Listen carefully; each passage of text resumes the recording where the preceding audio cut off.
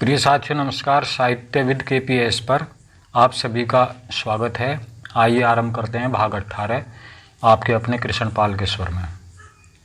बिसूरते हुए दामोदर को एक ओर बैठाकर रामचंद्र ने अपनी वर्दी पर रानी को लिटाया और बचे हुए साफे के टुकड़े से उनके सिर के घाव को बांधा। रघुनाथ सिंह ने अपनी वर्दी पर मुंदर के शव को रख दिया। गुल मोहम्मद ने अपने घोड़े को जरा दूर पेड़ों से अटकाया। बाबा गंगादास ने पहचान लिया, बोले सीता और सावित्री के देश की लड़कियां हैं ये। रानी ने पानी के लिए मुंह खोला। बाबा गंगादास तुरंत गंगाजल ले आए, रानी को पिलाया। उनको कुछ चेत आया, मुंह से पीड़ित स्वर में धीरे से निकला, हर हर महादेव। उनका चेहरा कष्ट के मारे बिल्कुल पीला पड़ गया, अचेत हो गई। बाबा गंगादास ने पश्चिम की ओर देखकर कहा, अभी कुछ प्रकाश है परंतु अधिक विलंब नहीं। थोड़ी दूर घास की एक गंजी लगी हुई है, उसी पर चिता बनाओ। मुंदर की ओर देखकर बोले, यह कुटी में रानी लक्ष्मीबाई के साथ कई बार आई थी, इसका तो प्राणांत हो गया। रघुनाथ के रुधे कंठ से केवल जी हाँ निकला। उसके मुंह में भी बाबा ने गंगा जल की कुछ बूंदें डाली। रानी फिर थोड़े से चेत में आई। कम से कम रघुनाथ सिंह इत्यादि को यही जान पड़ा। दामोदर राव पास आ गया। उसको अवगत हुआ कि उसकी माँ बच गई और फिर खड़ी हो जाएंगी। उत्सुकता के साथ उनकी ओर टकटकी लगाई। रानी के मुंह से बहुत टूटे स्वर में निकला, ओम वासुदेवाय नमः। इसके उपरांत उनके मुंह से जो कुछ निकला वह स्पष्ट था। होठ हिल रहे थे। वे लोग कान लगाकर सुनने लगे। उनकी समझ में केवल 3 टूटे हुए शब्द आए, दहतिने न पावक है। मुखमंडल प्रदीप्त हो गया। सूर्यास्त हुआ। प्रकाश का अरुणपुंज दिशा के भाल पर था। उसकी अगणित रेखाएं गगन में फैली हुई थी। देशमुख ने बिलक कर कहा, झांसी का सूर्यास्त हो गया। रघुनाथ सिंह बिलक बिलक कर रोने लगा। दामोदर ने चीत्कार किया। बाबा गंगादास ने कहा, प्रकाश अनंत है, वह अक्षण अक्षण को भासमान कर रहा है। फिर उदय होगा, फिर प्रत्येक कण मुखरित हो उठेगा। बाबा गंगादास ने सचेत किया, झांसी की रानी के सिधार जाने को अस्त होना कहते हो, यह तुम्हारा मोह है। वह अस्त नहीं हुई, वह अमर हो गई।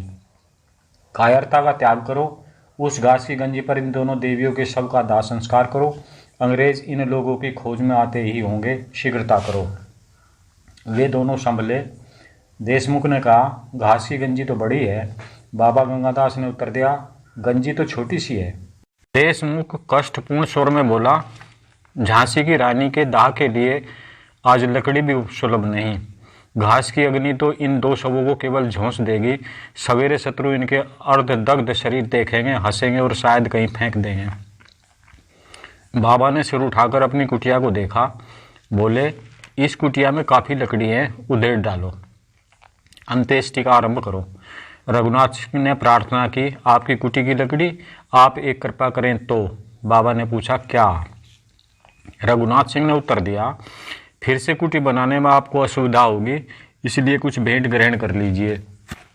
बाबा मुस्कुराए, बोले, यह लकड़ी मेरी नहीं है, जिन्होंने पहले दी थी वे फिर दे देंगे, देर मत करो, कुटिया को उधेड़ो। देशमुख ने कहा, उसमें का सामान बाहर निकाल लिया जाए। बाबा भीतर से कंबल, तुम्बी, चटाई और लंगोटी उठा लाए। बोले, बस और कुछ नहीं है, जल्दी करो।